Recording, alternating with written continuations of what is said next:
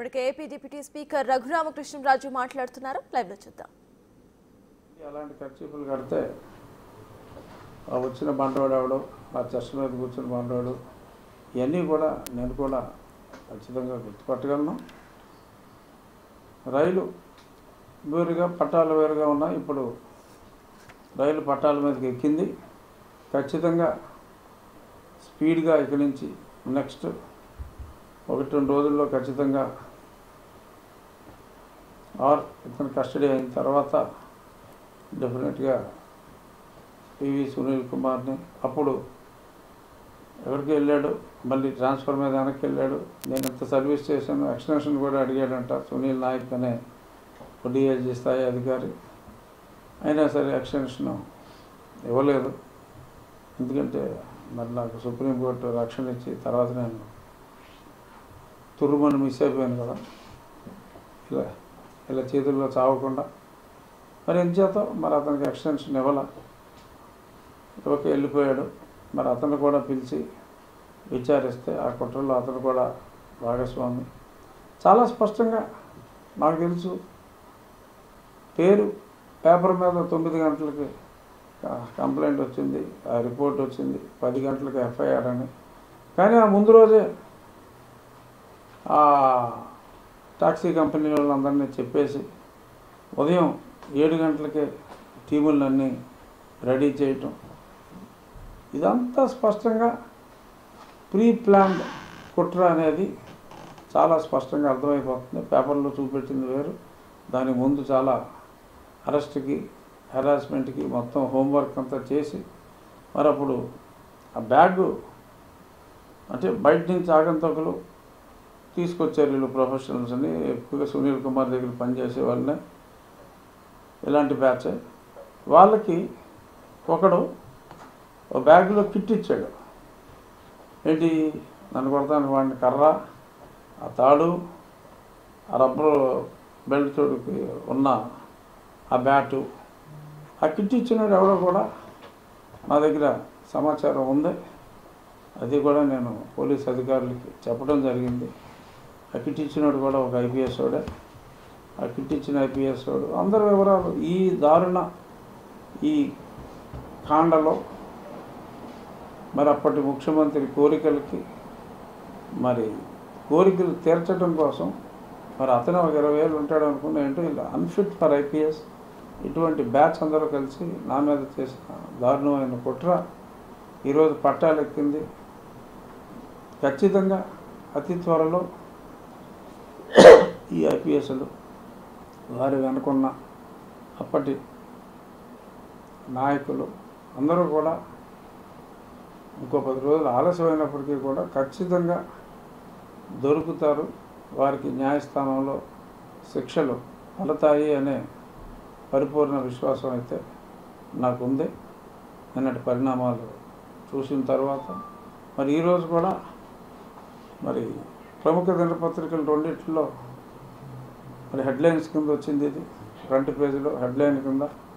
కానీ వారి దినపత్రికలో ఇంతకాలము జస్ట్ ఇంతకాలం వచ్చింది. సో దాన్ని బట్టే అర్థమవుతుంది ఏమిటి, ఎవరున్నారు ఏమిటి అని. ఇది నా వ్యక్తిగతంగా నన్ను హింసించిన సంఘటన కాబట్టి అప్పట్లో హింసించబడ్డ మాజీ ఎంపీగా నేను ఇది మాట్లాడుతున్నా. ప్రస్తుతం నాకున్న బాధ్యతయుతమైన పదవికి ఈ కేసుకి ఎటువంటి సంబంధం లేదు. అప్పట్లో తమ్ములు తిన్న వ్యక్తిగా నేను ఆ కేసు గురించి మాట్లాడే సంపూర్ణ హక్కు నాకు ఉంది కాబట్టి నేను మాట్లాడుతున్నా. ఉపసభాపతికి దీనికి ఎటువంటి సంబంధం లేదు. హాస్పిటల్ సూపరింటెండెంట్ కూడా మీకు నెగిటివ్గా రిపోర్ట్ ఇచ్చేవాళ్ళు, మీకు ఎగనెస్ట్గా, వాళ్ళ పేరు కూడా ఇందులో ఇంక్లూడ్ అయిందా ఎఫ్ఐఆర్లో? అవును, A5గా నేను ప్రభావతి అని ఆ డాక్టర్ని పెట్టడం జరిగింది. మరి ప్రభావతిని ఇంకా విచారించారా లేదా అన్న సంగతి నాకు తెలియదు. బట్ డెఫినెట్గా ఆవిడ కూడా శిక్షింపబడుతుంది. అక్కడ వెరీ క్లియర్ ఏంటంటే ఆ మరుసటి రోజు అంటే నన్ను కస్టడీలో కొట్టిన ఆ మరుసటి రోజు కోర్టులో 12 గంటలకల్లా అంటే 15వ తారీఖు నేను కోర్టులో చెప్పిన తర్వాత 16 మధ్యాహ్నం మే 16, 2021 మధ్యాహ్నం 12 గంటలకి కోర్టు అసెంబ్లీ అయింది. అప్పటికి మెడికల్ రిపోర్ట్ తీసుకుని రమ్మని చెప్పడం జరిగింది. ఆ మెడికల్ రిపోర్టు 12 గంటలకు ఇవ్వాల. కోర్టు మళ్ళీ 4 గంటలకి ఫైనల్గా 6 గంటలకి వాయిదా వేశారు. ఈలోపు సునీల్ కుమార్ అక్కడికి వెళ్ళి ఆ ఒరిజినల్గా ఎవరైతే హెడ్ ఆఫ్ ది డిపార్ట్మెంట్లో ఈ ప్రభావతి చెప్పిన దొంగ రిపోర్ట్లు ఇవ్వడానికి సహకరించలేదో వాళ్ళని తీసేసి రిపోర్టు వేరే జూనియర్స్తో రాయించుకొని ఇవ్వడం జరిగింది. సో అవన్నీ కూడా చాలా స్పష్టంగా నా దగ్గర ఉన్న వివరాలు చెప్పా. అప్పుడు ఎవరో 2 రెడ్లు ఉండేవారు, AP medical council Jaganmohan Reddy ఏదో ఆ డ్రామాకి సహకరించిన వ్యక్తులు పెద్ద పెద్ద బ్యాండేడ్లు వేసి ఆ గులకరాయికి కూడా అలాగే కట్టేశారు కదా పెద్దది. సో అలా అప్పట్లో సహకరించిన వాళ్ళు కూడా ప్రెషర్ పెట్టి మరి ఆ ప్రభావిత భర్త కూడా మరి గుంటూరు జిల్లాలో వైసీపీ లీగల్ సెల్ హెడ్. అప్పట్లో ఆ ప్రాంతంలో ఉన్న ఒక ప్రజాప్రతినిధి కూడా, ఎంపీ స్థాయి ప్రజాప్రతినిధి కూడా తన వంతు కృషి చాలా గట్టిగా చేసి భర్తను ప్రభావితం చేశాడని చెప్పి కూడా అప్పుడు చెప్పుకున్నారు. అవన్నీ కూడా బయటికి రావచ్చు. ఖచ్చితంగా 6 గంటలకి రిపోర్ట్ ఇచ్చిన తర్వాత నా ఒరిజినల్ ఫోటోలకి దానికి సంబంధం లేదని కోర్టు వారు నన్ను పిలిపించమంటే ఇంకేం పిలుస్తాం, ఆల్రెడీ 5ంటికి తోసేసాం జైల్లోకి అన్నాడు. అక్కడ సుధాకర్ రెడ్డి సెకండ్ హాస్పిటల్కి తీసుకెళ్ళమన్నప్పుడు తీసుకెళ్లకుండా మీరు ఎలా చేస్తారు, హాస్పిటల్కి తీసుకెళ్ళండి అని చెప్తే చాలా దరిద్రంగా మాట్లాడాడు ఆ సుధా. అది చూసి contempt proceedings against Sunil Kumar and Sudha కూడా ఇనిషియేట్ అయినాయి. సరే మళ్ళీ ఆ కేసు అది విచారణకు రాలేదు. ఏమిటంటే ఎవరో పరిగమాన మెజిస్ట్రేటు ఏదో ఇస్తే దాన్ని ఫాలో అవ్వాలా అన్నట్టుగా మరి కోర్టులో వేరే కోర్టు గురించి అంత దరిద్రంగా మాట్లాడిన కుసంస్కారి ఆ దిక్కుమాలినోడు ఆ సుధా. మరి ఇటువంటి వ్యక్తులను ఏం చేయాలి? ఏబిసిడీలు రాని ఎవరినందరినీ ఇలా చేసేస్తాయి. చాలా దారుణం. మరి ఎందుకు అలా మాట్లాడాడు? మరి ఆ కంటెంప్ట్ ఎందుకు ముందుకెళ్ళలేదో నాకు తెలియదు. మేము ఆల్రెడీ జైల్లో పెట్టాం. రాత్రి మళ్ళీ తీసుకెళ్ళి హాస్పిటల్కి తీసుకెళ్ళటం ఇలా తీసుకురావటం జరగదు అంటే నెక్స్ట్ డేకి వాయిదా వేస్తే ఆ నెక్స్ట్ డే ఆల్రెడీ వాళ్ళ సుప్రీంకోర్టులో మ్యాటర్ వస్తుంది. సో సుప్రీంకోర్టు తీర్పు వచ్చే వరకు వేచి ఉండండి అని చెప్పి అన్న తర్వాత నేను సుప్రీంకోర్టు తీర్పుతో ఆ గుంటూరు హాస్పిటల్కి మిలిటరీ హాస్పిటల్కి వెళ్ళగలిగాను. అప్పటికి కూడా నన్ను విడుదలకి చాలా జాప్యం చేశారు. మళ్ళీ సుప్రీంకోర్టు రిజిస్ట్రార్ గారు కాల్ చేసి ఇంకా విడుదల అయ్యారా లేదా అని అడిగితే కానీ నన్ను రిలీజ్ చేయడా, ఏదో తుక్కు వెహికల్ ఇచ్చారు. నేను కోర్టు దాని ప్రకారం నా సెక్యూరిటీతోటే వెళ్ళమన్నారు. సో అంచేత నేను బతికిపోగలిగా. లేదంటే మళ్ళీ అక్కడ కూడా ఇంకొక చెత్త వెహికల్ ఏదో ఇచ్చి అటెంప్ట్ చేయబోయారు. ఏదైనా అన్ని రకాలుగా ఆ వెంకటేశ్వర స్వామి దయతో మళ్ళీ అక్కడ నన్ను మిలిటరీ హాస్పిటల్లో కూడా మళ్ళీ తిరిగి అరెస్ట్ చేయాలనుకున్నారు.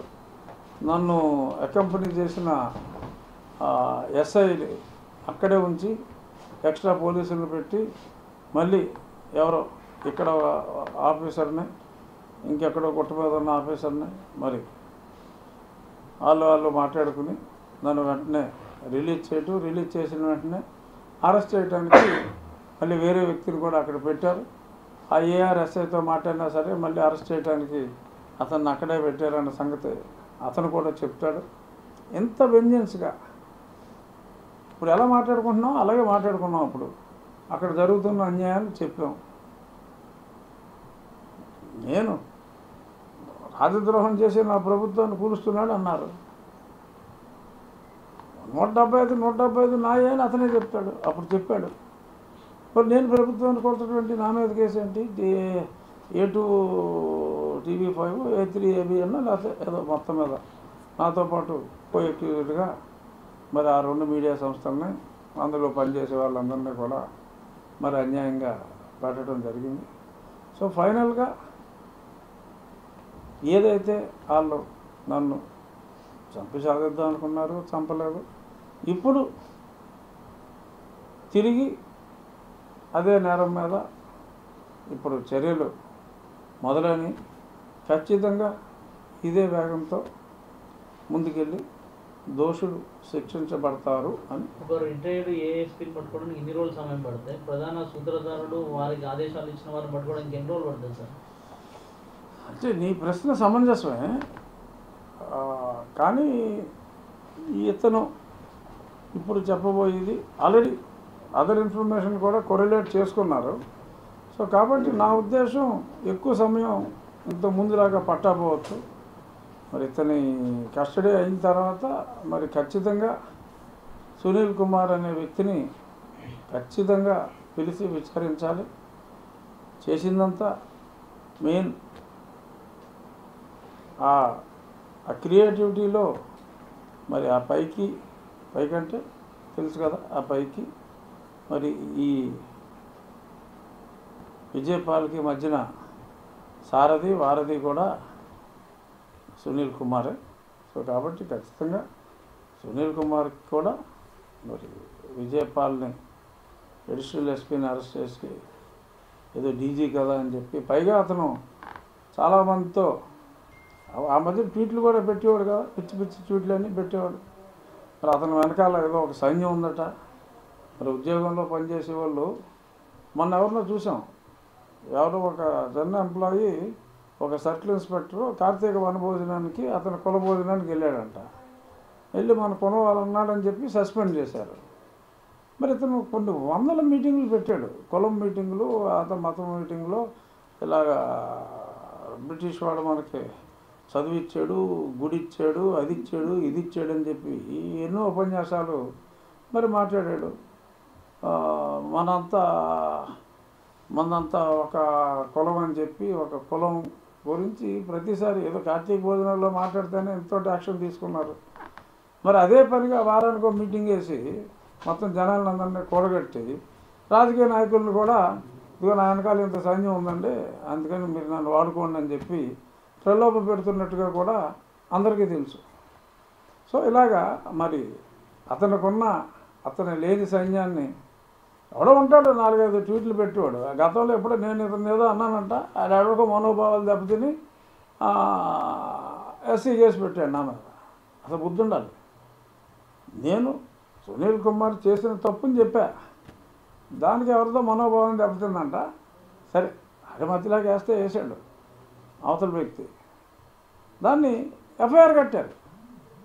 ఎందుకంటే ఎఫ్ఐఆర్ కడితే రివార్డు 10,000 రివార్డు. మరి ఎందుకనో ఇలాంటి అవకతవకలు చాలా జరిగినాయి. ఒక సిఐ మీద మరి ఒక కార్తీక భోజనానికి వెళ్ళి మరి టంగ్ స్లిప్ అయ్యాడా మరి ఏమయ్యాడో, మరి అతనికే సస్పెన్షన్ విధించినప్పుడు మరి ఇన్ని వందల సార్లు మాట్లాడినందుకు no political party should entertain this kind of character అనేది ఇవాళ నేను ఓపెన్గా బోల్డ్గా చెప్తున్నా. That party might be any other party. ఇవాళ రాజకీయాల్లో ఉన్న ఏ పార్టీ అయినా కావచ్చు. ఇటువంటి క్రిమినల్ మెంటాలిటీ ఉన్నవాళ్ళు చెప్పే మాటలు, మాయ మాటలు దయచేసి నమ్మవద్దు. This is my open appeal. ఒక దెబ్బతిన్న వ్యక్తిగా చెప్తున్నా. He has violated all the rules. నేను ఎన్నోసార్లు హోమ్ మినిస్ట్రీ కంప్లైంట్ ఇచ్చా. ఇవన్నీ అప్పుడు మీతో కూడా షేర్ చేశా గతంలో నేను కొన్నప్పుడు. ఇక్కడి నుంచి ఇన్ఫర్మేషన్ అడిగేవారు, అవునా నిజమేనా అని. No reply. ఏది? No reply. 3 సార్లు అడిగారు, 4 సార్లు అడిగారు. మన చట్టంలో రిప్లై అడిగితే వాళ్ళు రిప్లై ఇస్తే దాని మీద యాక్షన్ ఉంటుంది. కానీ అసలు రిప్లై ఇవ్వకపోతే ఏం చేయాలి అంటే రిపీటెడ్గా ఉత్తరాలు రాయడం తప్ప మరి అక్కడేం ప్రొసీజర్ ఉన్నట్టు లేదు. అంచేత అది అలా గడిచింది. ఇప్పుడు కొత్తగా ఆంధ్రప్రదేశ్లో మరి నూతన ప్రభుత్వం ఏర్పడిన తర్వాత చర్యలు తీసుకోవడం ప్రారంభించారు. ఒక అధికారి అయ్యుండి మరి కుల సమావేశంలో మన కులం అని చెప్పి మాట్లాడటం కరెక్ట్ కాదు అని చెప్పి